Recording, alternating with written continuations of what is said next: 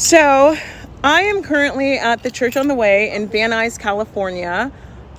Anyone who knows me, you know I love going to church. I love Jesus, and I'll give any church a shot because I don't care what you do at church. I just want you to preach the word to me. But very upsetting, and now I understand why they don't have a lot of people coming here. And the level of not taking accountability is baffling. I'm actually so mad. But I'm gonna let God handle it, but I also am gonna let the internet know what happened because I think that this is freaking crazy. We're at church. There's a VBS, Vacation Bible School thing going on for the whole week. My kids are in it. My brother's kids are in it. I come here with my sister-in-law. We are helping. We are serving. And there was an incident, of course, on the last day. Mind you, all week long, they're telling people to do the right thing. There's the easy way and there's God's way, right? And this is why people don't go to church.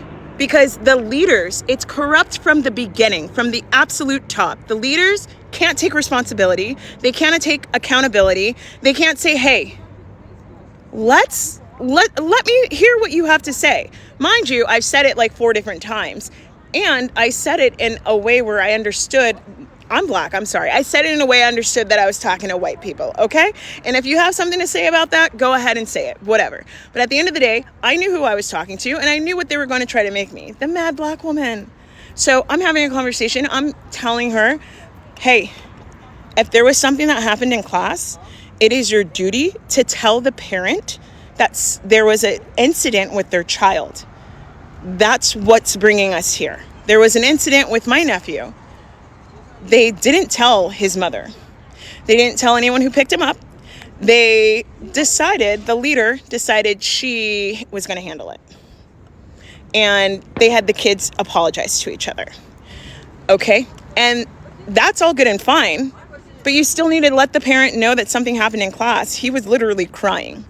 I'm sorry, if it brought someone to tears, you need to tell their parents. You don't have to tell them what kid did it or anything like that. But you definitely need to take accountability and say, hey, by the way, there was something that happened in class. You know, it really upset so-and-so to the point where he was crying, but we were able to resolve it together, yada, yada, whatever, right? That doesn't happen. I'm standing there. Of course, we find the kid and his parent because I told the kid, hey, I think you owe my nephew an apology. I understand there was something in class and I'd appreciate if you could apologize. And his parents were like, no, we're going to wait. No. And I was like, what? Just in case if you don't know, your child was hitting my nephew and tripped him and caused him to cry. Like, I think that requires an apology. And he goes, well, what did he do to him? I said, well, they handed out these little lights. I wish I had it. They handed out these little tiny flashlights, probably no bigger than my finger, and all the kids were pointing flashlights, right? So maybe the flashlight hit his eye or something, and I said, okay, I understand that he was annoyed with him, but it doesn't let you put your hands on someone. Had my nephew, being a black young man, put his hands on you, there would be a whole different conversation. So, no, he absolutely deserves an apology. Explaining it, and then the pastor's wife comes up and she inserts herself and says, hey, I don't like the way you're talking. I said, okay, let's talk about it then. There's civil discourse. We could talk. Let's talk about it.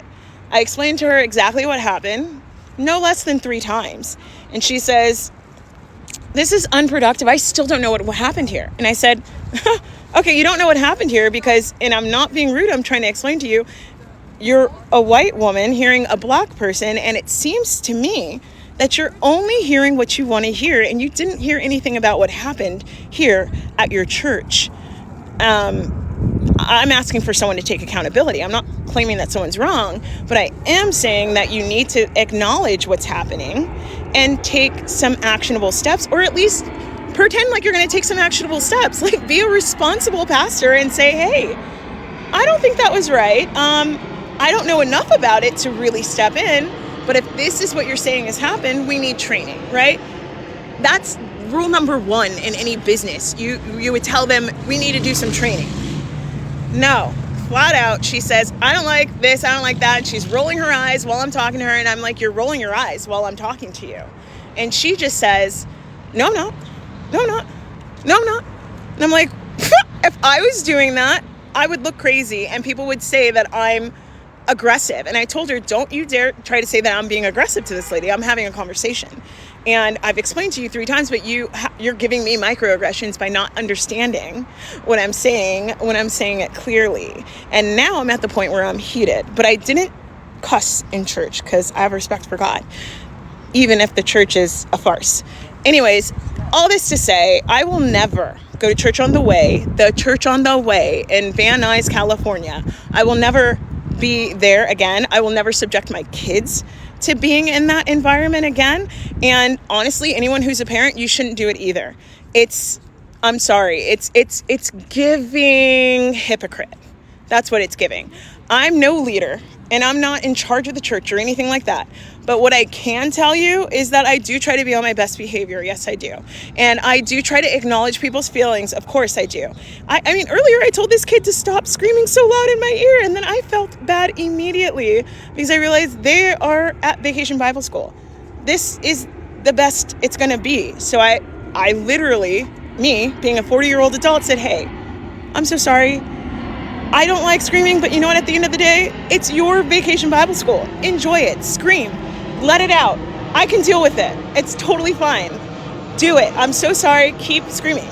And, you know, at first she was kind of timid, and I said, I'm so sorry. Don't feel bad. Scream. And she like screamed to the top of her lungs. Because you know what? I realized in that moment, I am an adult who's making a kid have a terrible experience. Shame on me. And immediately I apologized to her. Immediately I let her know that she should do whatever she felt was comfortable because that's the environment we were in. And by all means, she should feel like a kid. The level of no accountability here is shocking. And that's why people do not go here anymore. That's why people go to places like Shepherd of the Hills or any of these other churches where there's light and love and Jesus, okay? At the end of the day, go with God. Thank you for listening to my TED Talk.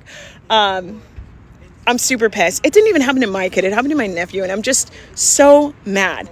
But I'm going to give it to God. I'm going to pray, and I'm not going to let the devil win today. But what I will say is a lot of these churches are not churching anymore. They're doing whatever they can to accept money from the people without pouring into the people. So don't put your money in the hands of the Pharisees, okay?